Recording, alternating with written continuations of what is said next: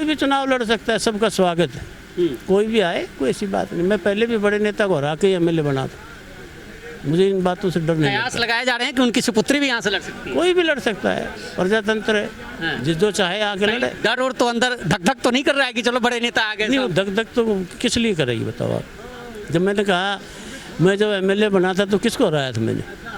उन्हीं के पिताजी को हराया था। हम एक बदलाव लेकर के आएंगे। जी। आम आदमी का राज क्या होता है वो हम दिखाएंगे। आपने अपने सुपुत्र को भी लॉन्च किया अपने नियर एंड डियर लोगों के सामने।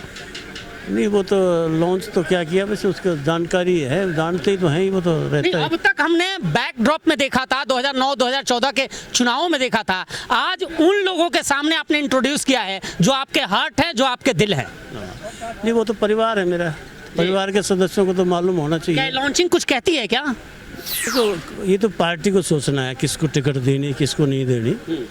लेकिन पार्टी ये चाहती है कि जो जीतने के काबिल हो, विश्वसनीय हो, लोगों में जिसका प्रभाव हो, लोग चाहते हो, उस नेता को टिकट देना चाहते हैं ताकि सरकार हमारी प्रदेश में बने। तो जब वो सर्वे करवाएंगे तो निश्चित तौर पर लोगों की ज़बान है।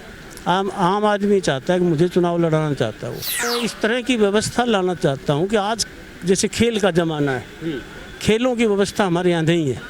मैं गांव में स्टेडियम बनवाऊंगा, नर्सरी बनवाऊंगा, करवाऊंगा।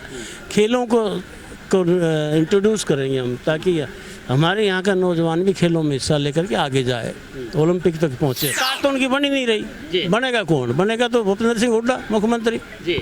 तो उनका कहाँ से आए? बस घर घर जाए और जुट जाए, कांग्रेस पार्टी के लिए के हाथ मजबूत करें और कांग्रेस की सरकार बनाने के लिए यहाँ से उम्मीदवार को चुन के भेजें और भूपेंद्र सिंह हुड्डा जी के हाथ मजबूत करें।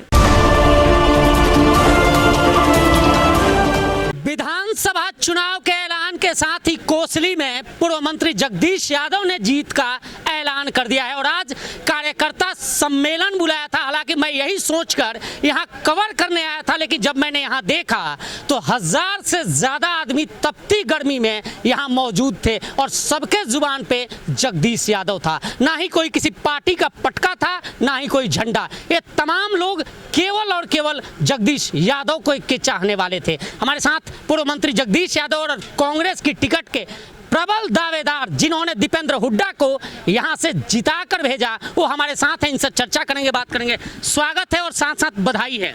धन्यवाद सुशील जी। बधाई आपने नहीं पूछा कि मैं किस लिए दे रहा हूँ, बताइए आप।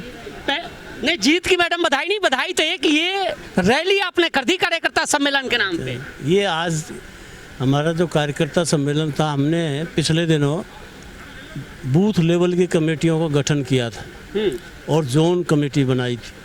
ये उनको जो हमने जो सिलेक्ट किए थे, हमारे कार्यकर्ताओं ने नहीं सिलेक्ट किए थे, वो उन सब की मीटिंग थी।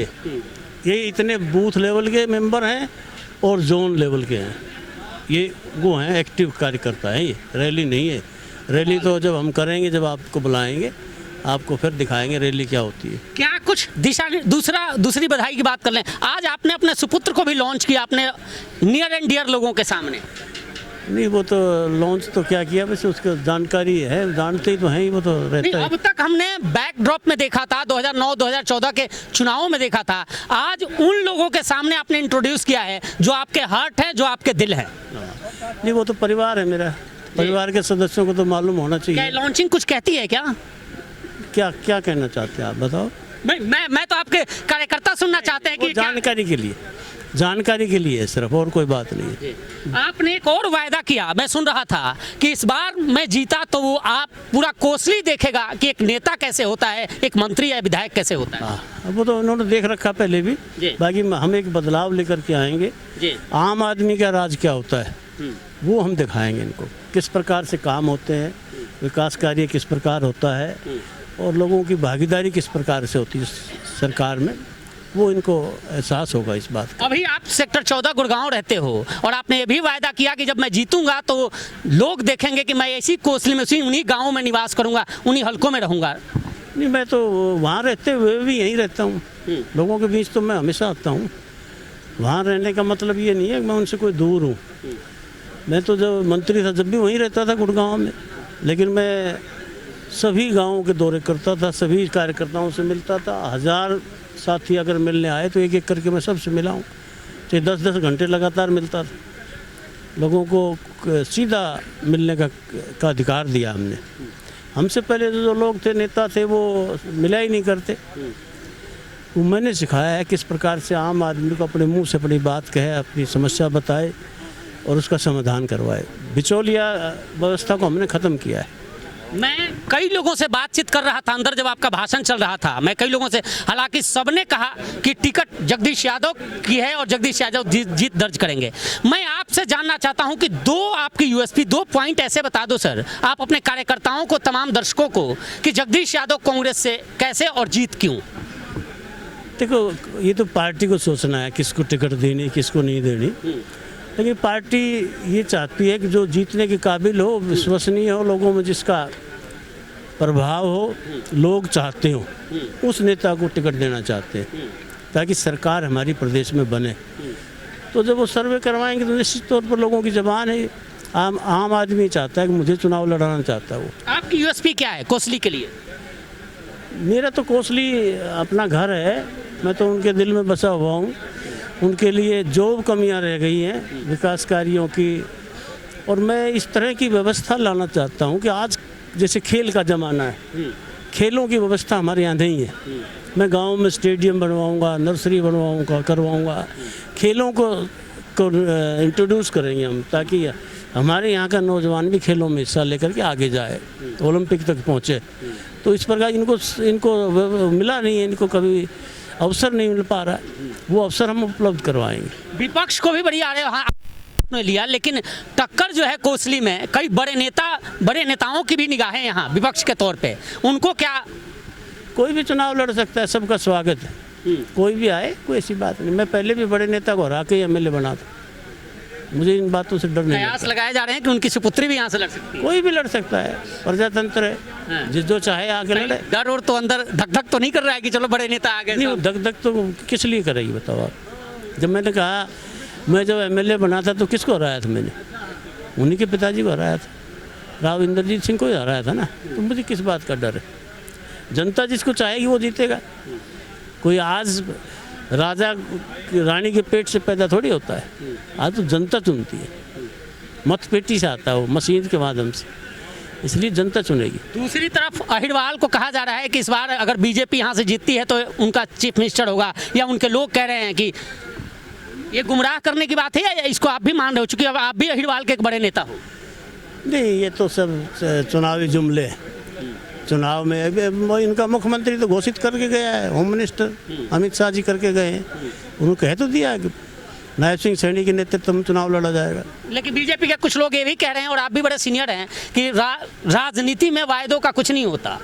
और लोगों ने मध्य प्रदेश देखा है, महाराष्ट्र देखा है, कई स्टेट देखे हैं कि कहते कुछ और है, होता कुछ और है, इसलिए यहाँ की जनता ऐसे कह रही है। नहीं, वहाँ भी उन्होंने जब चुनाव लड़ाया था तो उन्होंने घोषित नहीं किया था कि मुख्यमंत्री ये होगा, यहाँ घोषणा करके गए। इसलिए निश्चित तौर पर जिसकी घोषणा की है वो उसी के नेतृत्व में लड़ेंगे।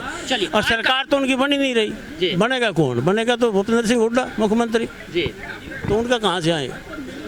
चलिए, कार्यकर्ताओं को आज क्या कुछ दिशा निर्देश आपने दिया यहाँ से अपने मंच से? बस घर घर जाए और जुट जाए, कांग्रेस पार्टी के लिए के हाथ मजबूत करें और कांग्रेस की सरकार बनाने के लिए यहाँ से उम्मीदवार को चुन के भेजें और भूपेंद्र सिंह हुड्डा जी के हाथ मजबूत करें ताकि प्रदेश में हमारी सरकार बने और हमारे इलाके का विकास हो। अमूमन जो अनुमान लगाए जा रहे थे कि चुनाव 26 अक्टूबर या 27 अक्टूबर को होंगे, उससे पहले अब जो 1 अक्टूबर को चुनाव हो रहा है, इससे कहीं ना कहीं आपकी तैयारियों पर कोई आघात लगा है? और साथ ही आप ये भी बताओ सर, चूंकि सीनियर नेता हो, कि इससे फायदा किसको होना है? इससे फायदा कांग्रेस को होना, क्योंकि भारतीय जनता पार्टी झूठी घोषणाएं कर रही थी, लोगों को लालच देना चाह रही थी, वो उनका लालच अधूरा रह गया। ताकि वो घोषणाएं करते हैं, कोई काम तो पूरा करते नहीं, काम तो हमें ही पूरा करना पड़ेगा आके, तो इसलिए वो अपने आप को ठगा सा महसूस कर रहे हैं। भारतीय जनता पार्टी बौखलाई हुई है और कांग्रेस का कार्यकर्ता मजबूत है, नेता मजबूत है, निश्चित तौर पर हमारी सरकार बनने जा रही है। ओपन चैलेंज विपक्ष को, बिल्कुल, कोई भी आए, वो जनता पक्ष में है, कोई भी आए, जनता चाहती है तो हम जीतेंगे। निश्चित तौर पर एक कार्यकर्ता सम्मेलन है और मैं तस्वीर भी आपको दिखा रहा हूं उन तमाम चीज़ों का, और ये वो कार्यकर्ता हैं जिनके बदौलत आज जगदीश यादव भी कैमरे पर एक कह रहे हैं कि चाहे कोई भी आए, ओपन चैलेंज है, चाहे अग्रवाल के बड़े नेता हों या तमाम बड़े भारतीय जनता पार्टी या किसी विपक्ष के हों, ओपन है कि आए और जरूर कोसली की जनता उन्हें जवाब देगी, अपने मतों से जवाब देगी। फिलहाल आपको ये वीडियो कैसी लगी कमेंट कर जरूर बताइए और चैनल को लाइक और सब्सक्राइब जरूर कीजिए। धन्यवाद, नमस्कार।